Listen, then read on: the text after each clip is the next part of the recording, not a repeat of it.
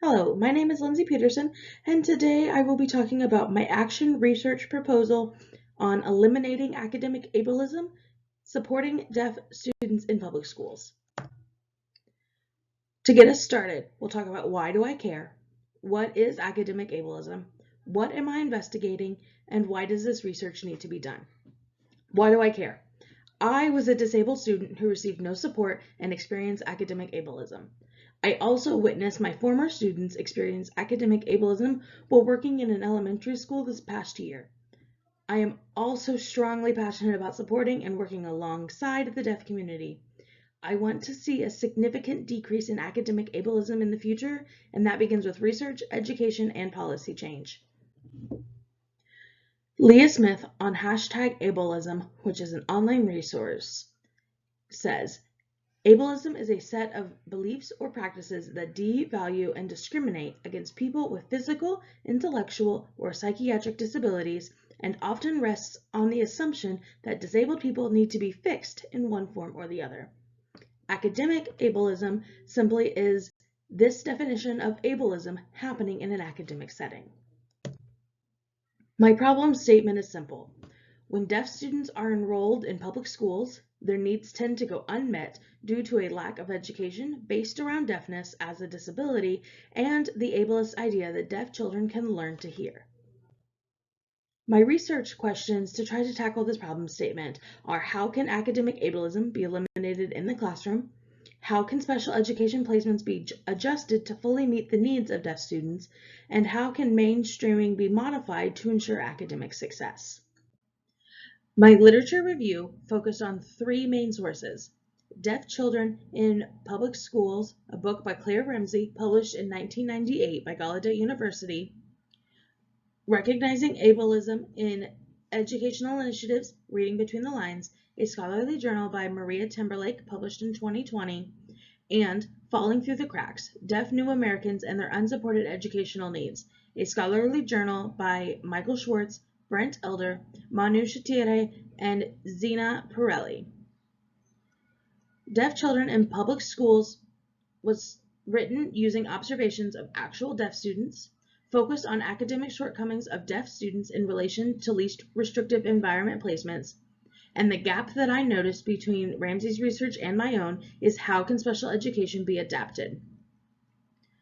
Maria Timberlake's article focused on how ableism is hidden in educational initiatives.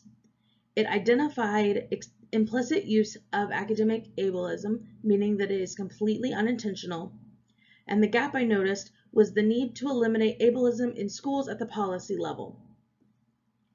And finally, the article by Schwartz and Yang focused on a lack of educational support for deaf immigrants. The biggest weakness I found with this article is that it doesn't focus on students in a public school setting. It focuses on immigrants and policy. However, the gap still existed that policy reforms needs to happen to eliminate ableism. Claire Ramsey noted in her book, it is not uncommon to hear teachers and parents of deaf students express their desire to help deaf children become as normal as possible.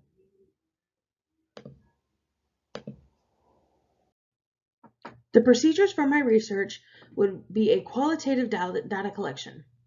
They would include interviews of former and current deaf students, as well as interviews with former and current educators.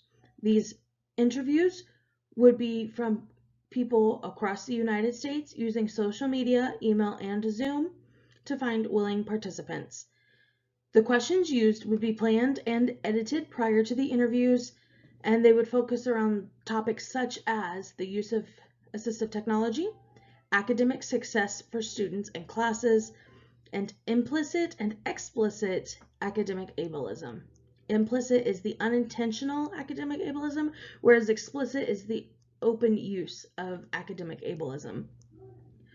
These questions would be validated prior to the interviews by a third party, and the responses would also be validated by the third party member before any sort of publication would happen. The practical considerations that do exist is the need for an ASL interpreter for video communications, I am only an intermediate signer, so it would not be in the best interest of my participants to conduct an interview in ASL using only myself. There's a need for a third-party validation on all steps to avoid personal bias, since this is something I am personally very passionate about. And there would be use of written communication, one as a form of validation, but also because many deaf individuals prefer to write as opposed to speak aloud.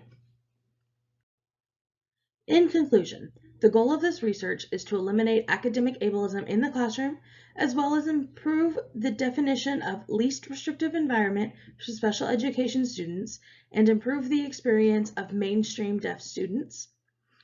This research challenges the current assumptions of what is considered best for disabled students, and it also challenges the current belief of needing to make disabled students normal.